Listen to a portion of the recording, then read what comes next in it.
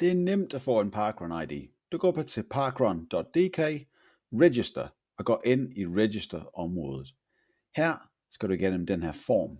Der skal du taste dit navn ind, både fornavn og efternavn, og så vælge Bygholm Parkrun som din lokale parkrun.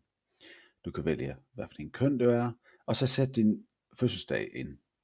Det bruger vi til, at du bliver delt op i ellers områder, så du kan se, hvordan du performer op imod andre i parkrun.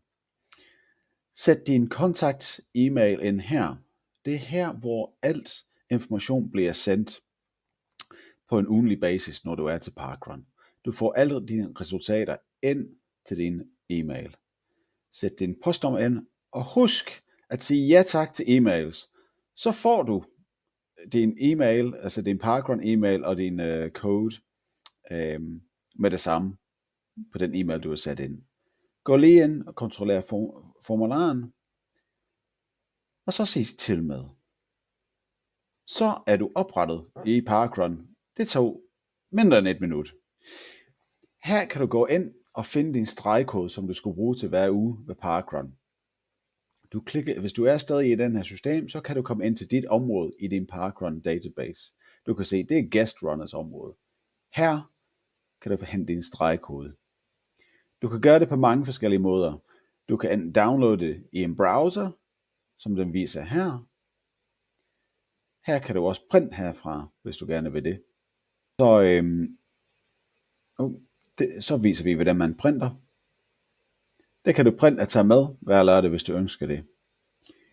Du kan også gemme det i din telefon og mange andre måder. Du skal være sikker på, at du tjekker den e-mail, som du gav os, når du var inde og registrere dig.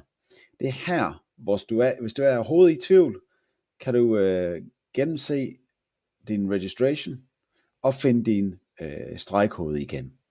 Der er mange, der glemmer lige præcis, hvor de er gemt deres stregkode. Men det kan du altid gå tilbage til din e-mail, som du gav os, og finde din stregkode herinde.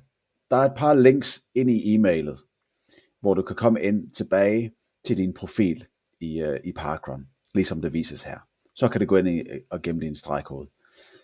Hvis du er overhovedet i tvivl om, hvordan den her virker, så kom til parkrun og spørg en af de frivillige. Vi skal nok hjælpe dig. Vi ses til parkrun, og god fornøjelse med registration.